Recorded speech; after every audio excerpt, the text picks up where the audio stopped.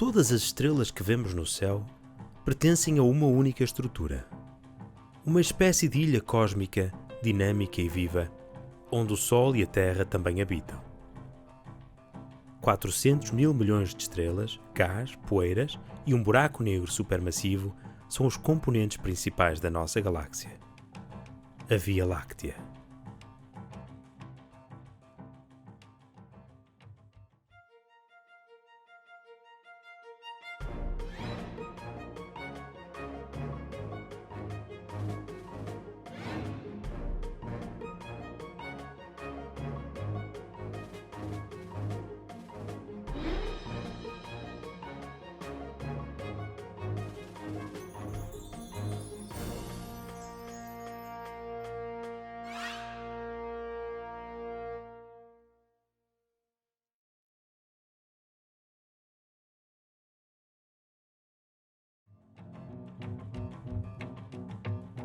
Olhando para o céu noturno, não vemos mais do que estrelas à primeira vista. Mas em algumas alturas do ano, à medida que os nossos olhos se habituam ao escuro, começamos a distinguir um arco esbranquiçado de luz difusa que atravessa o céu. Pelo seu aspecto e cor esbranquiçada, este arco recebeu o nome de Via Láctea. Foi só em 1610, quando Galileu apontou pela primeira vez um telescópio na direção da Via Láctea, que se percebeu que o que parecia uma mancha contínua são na verdade milhões de estrelas. Estrelas demasiado longe da Terra para se distinguirem individualmente a olho nu. Sabemos hoje que essas estrelas, e todas as que vemos no céu incluindo o Sol, pertencem a uma mesma estrutura. Uma galáxia que agrupa cerca de 400 mil milhões de estrelas, gás, poeiras e planetas, incluindo a Terra.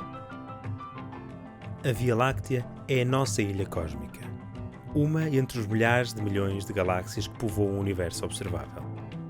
Estando a Terra dentro da Via Láctea, não conseguimos observar todos os detalhes da sua grande escala. A sua aparência no céu noturno deu-nos uma primeira indicação da sua forma. A Via Láctea ocupa uma faixa do céu, o que nos diz que não é uma galáxia esférica, mas sim que tem a forma de um disco relativamente fino. Tem cerca de 130 mil anos-luz de diâmetro e apenas 1000 anos-luz de espessura, o que significa que à velocidade da luz, 300 milhões de km por segundo, demoraríamos 130 mil anos a percorrer o diâmetro da galáxia e 1000 anos a percorrer a sua espessura. Sabemos ainda que esse disco não é uniforme. Apresenta regiões de maior densidade que alternam com regiões quase vazias num padrão em forma de espiral. Acredita-se que a Via Láctea tenha 4 braços espirais principais e pelo menos 2 braços espirais secundários. A cerca de 27 mil anos-luz do centro da galáxia, no chamado braço de Orion, encontra-se o Sol com a Terra e o restante Sistema Solar. O Sistema Solar orbita ao centro da galáxia a uma velocidade de 220 km por segundo, completando uma volta a cada 240 milhões de anos.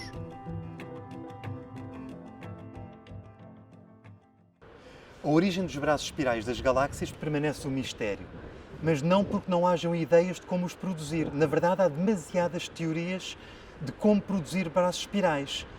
São estruturas muito fáceis de encontrar na natureza porque há uma grande variedade de processos físicos que os podem originar. No caso dos braços da Via Láctea, uma das teorias mais populares é de que se devam à interação com galáxias vizinhas. E aí os principais suspeitos são a grande e a pequena nuvem de Magalhães e possivelmente a galáxia elíptica de Sagitário. É nos braços em espiral que se dá a maior parte da reciclagem cósmica da galáxia. Aqui, as estrelas coexistem com grandes quantidades de gás e poeiras, no que se chama o meio interestelar. À medida que as estrelas morrem, o material que libertam enriquece o gás do meio interestelar, que irá formar novas gerações de estrelas. Os braços são populados por regiões de formação estelar, autênticas maternidades que reabastecem a galáxia com estrelas jovens e azuis. Observam-se em grande quantidade enxames de estrelas jovens formadas na mesma altura, pela mesma nuvem. A olho nu distinguimos alguns dos mais próximos, nomeadamente o enxame das Pléiades na constelação de Touro.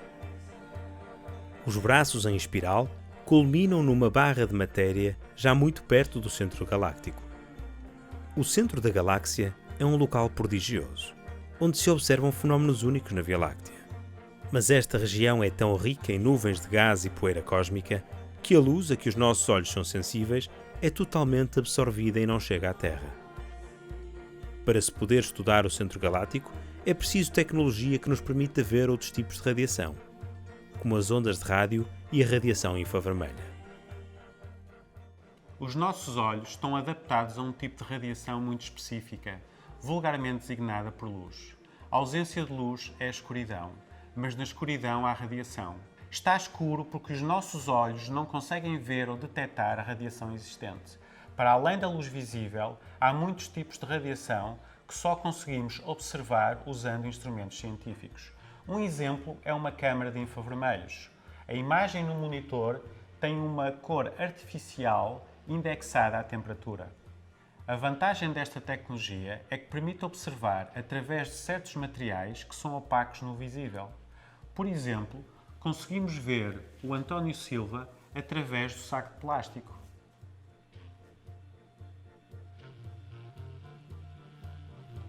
As imagens da nossa galáxia mostram as aparências diferentes que os objetos podem ter consoante o tipo de radiação que usamos para os observar. A Via Láctea emite radiação em todos os comprimentos de onda, das ondas rádio até aos raios gama. Quando a observamos com os nossos olhos, apenas vemos a luz a que somos sensíveis. Vemos a radiação visível proveniente das estrelas e de algumas nebulosas iluminadas. Com uma câmara de infravermelhos, podemos ver ainda mais estrelas. As que víamos antes e também as mais frias, as que são tão frias que emitem muito pouca radiação visível.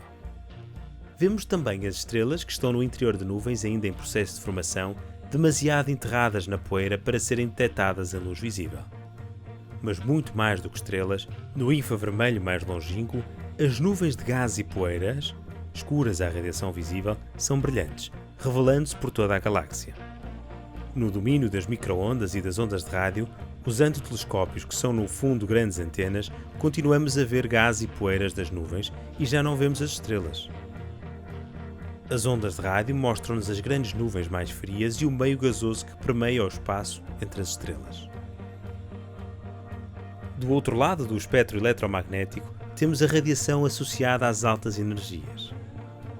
Com instrumentos sensíveis aos raios-X, detectamos o gás quente da galáxia e as estrelas com mais atividade. E por fim, a radiação mais energética de todas, os raios gama, mostram-nos pulsares e as nuvens onde os raios cósmicos de muito elevada energia interagem com o hidrogênio. Cada tipo de radiação revela-nos assim propriedades únicas e extraordinárias da galáxia. O centro galáctico começou por ser detectado como uma fonte particularmente intensa de ondas de rádio, na direção da constelação de Sagitário. Os mapas e as características da radiação permitiram concluir que o pico da emissão não era exatamente no centro, mas estava perigosamente perto. A emissão seria proveniente de um disco de matéria que estava a ser acretado por um buraco negro supermassivo, que seria ele sim o centro da galáxia. A existência deste buraco negro permaneceu como uma hipótese provável até 2008, a altura em que 16 anos de monitorização das estrelas nesta região culminaram na caracterização dos seus movimentos. Verificou-se que as estrelas orbitavam em redor de um objeto invisível que teria que ter uma massa 4 milhões de vezes maior do que a do Sol. Este objeto só poderia ser um buraco negro supermassivo, confirmando as suspeitas de longa data da comunidade científica. Pensa-se que quase todas as galáxias têm um buraco negro supermassivo no seu centro. Em algumas, o buraco negro está muito ativo, continuamente a acretar matéria das suas redondezas. E por isso a sua detecção é muito fácil. Não vemos o buraco negro propriamente dito, mas vemos o resultado dessa acreção, que se traduz na emissão muito forte de radiação com determinadas características. Usando a mais avançada tecnologia, é possível detectar mesmo pequenas manifestações da atividade do buraco negro supermassivo da nossa galáxia. Atualmente, é o único objeto astronómico que é monitorizado continuamente em raio-X e todos os dias se observam ligeiros picos de emissão que indicam que acretou alguma quantidade de matéria circundante. Poderíamos dizer que detectamos todas as refeições leves do buraco negro. Em 2011, descobriu-se uma nuvem com cerca de 3 vezes a massa do planeta Terra em rota de colisão com o buraco negro supermassivo. As observações com os melhores telescópios do mundo permitiram seguir o seu percurso enquanto passa perto o suficiente do buraco negro para ir sendo destruída e eventualmente engolida. Nas imediações do centro galáctico encontra-se um puzzle estelar. Por um lado, numa zona próxima do centro, que poderá ter dimensões de cerca de 100 anos-luz, a quantidade de estrelas aí observada é dominada pelas estrelas pequenas, frias e também velhas, o que lhes dá uma cor avermelhada. Mas, por outro lado, também se encontra uma grande quantidade de estrelas novas, quentes, e indicativo isso de estrelas grandes em massa. O problema é que nesta zona, que é dominada por um buraco negro de grande massa, uns poucos milhões de massas solares, o ambiente radiativo é muito forte, produzido muito pela queda de material que está a ser acelerado para o buraco negro e que radia em todos os comprimentos de onda, inclusive chegando aos raios gama. Ora, este ambiente radiativo não favorece a formação de estrelas na grande quantidade de nuvens moleculares naquela zona. Um grande ambiente radiativo aquece as nuvens moleculares, dispersa as partículas, não favorecendo a força gravítica ou impedindo que a força gravítica domine para formar tantas estrelas. E isto impede que nessa zona se estivesse à espera de uma quantidade elevada de estrelas jovens. Ora, é possível entender-se o que está a passar, considerando que nas zonas mais afastadas do centro galáctico, então aí formam-se estas estrelas jovens das nuvens moleculares e, como as suas órbitas são perturbadas, conseguem migrar e concentrar-se mais no centro da galáxia. Porém, os modelos teóricos que são construídos não conseguem reproduzir a quantidade observada de estrelas jovens. E por isso o puzzle teórico ainda está em aberto. Saindo do plano do disco da Via Láctea, vemos uma estrutura muito diferente da dos braços espirais. Um bojo aproximadamente esférico, este sim, formado exclusivamente por estrelas velhas. Esta estrutura densa tem cerca de 10.000 anos-luz de diâmetro e, pela idade das suas estrelas, apresenta uma cor avermelhada. A origem do bojo galáctico ainda não é totalmente conhecida, embora se suspeite que seja um remanescente de colisões antigas da Via Láctea com outras galáxias. A rodear toda a galáxia, incluindo o disco em espiral, encontramos uma outra estrutura, a maior da Via Láctea, o halo. O halo é uma região esférica com cerca de 150.000 anos-luz de diâmetro e é constituído por estrelas velhas e enxames globulares. Estes enxames globulares são aglomerados de estrelas aproximadamente esféricos e muito densos. Não se sabe ao certo como se formaram, nem como puderam sobreviver como aglomerados coesos até aos dias de hoje. Só sabemos que poderão ser tão velhos como a própria galáxia. Na Via Láctea conhecem cerca de 200 enxames globulares. Ao observar o movimento das estrelas no halo a várias distâncias do centro galáctico, descobriu-se, surpreendentemente, que orbitam a galáxia a uma velocidade quase constante. Segundo as leis da física, quanto mais longe está uma estrela, mais lento deveria ser o seu movimento. Para se verificar uma velocidade constante até grandes distâncias do centro, tem que haver uma grande quantidade de matéria no halo da galáxia. Matéria essa que não se observa. Para explicar este fenómeno, postulou-se que haveria um tipo de matéria que, não sendo detectável, exerce a sua influência gravitacional nas estrelas da galáxia, a chamada matéria escura. Segundo estes cálculos, todas as estrelas, os planetas e todo o gás e poeiras da Via Láctea teriam apenas 5% da massa total da galáxia, e os restantes 95% seriam então matéria escura. Esta é, no entanto, apenas uma hipótese, já que ninguém sabe que tipo de matéria poderia ser e todas as tentativas de a detectar diretamente falharam. Os estudos mais recentes baseados no movimento de estrelas sugerem que nos 13.000 anos-luz em redor do Sol não existe matéria escura.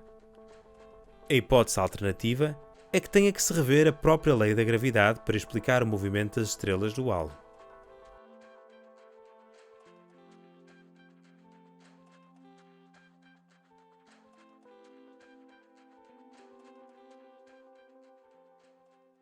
Estudar a Via Láctea é bastante complicado, porque nós estamos dentro dela. Então, dificilmente algum dia teremos alguma fotografia feita de fora da galáxia, na qual poderemos ver a estrutura global.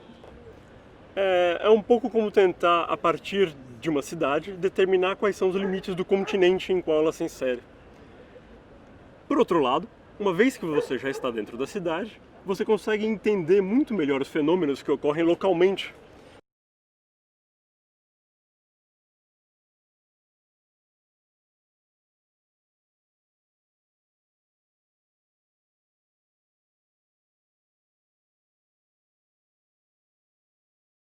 Mas estando dentro da galáxia, nós conseguimos perceber com muito mais detalhes alguns fenômenos que ocorrem dentro dela e que acabam tendo influência na estrutura da galáxia como um todo. Dentro da galáxia, a gente consegue estudar muito melhor, por exemplo, o buraco negro central da galáxia, que é um buraco negro supermassivo e que engole gás o tempo todo. Nós também conseguimos estudar muito melhor a formação das estrelas e também a gente consegue chegar até detalhes finos, como, por exemplo, as nuvens em torno de estrelas que vão acabar formando planetas. E todos esses dados acabam servindo muito bem para interpretar melhor as observações de outras galáxias.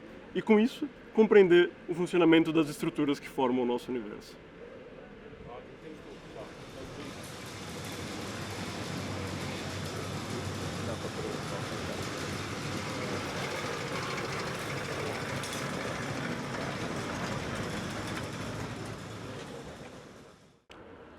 Apesar de décadas de investigação e da quantidade de conhecimento já reunido, há aspectos fundamentais da Via Láctea que continuam a ser um mistério. Por exemplo, como se formou, qual é a sua estrutura detalhada, como se geram os braços espirais.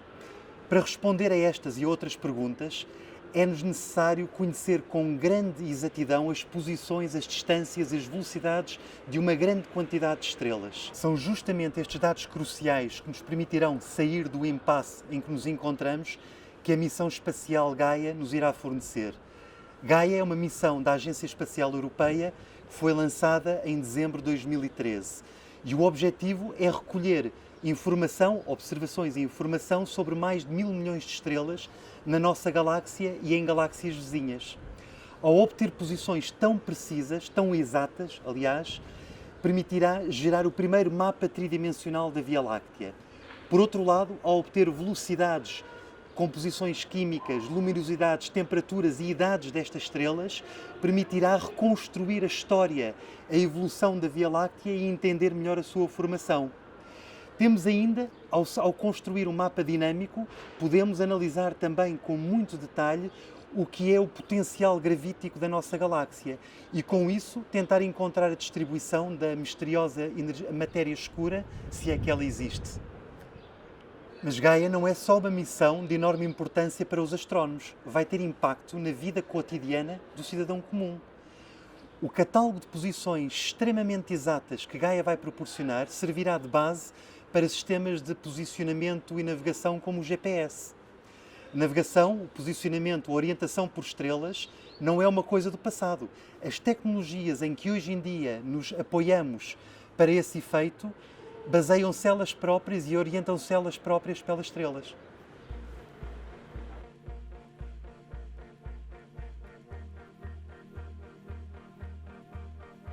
O conhecimento detalhado que temos da Via Láctea permite-nos compreender melhor outras galáxias no universo. Quantas mais haverá? Serão todas iguais à nossa? Como se formam e como evoluem as galáxias do nosso universo?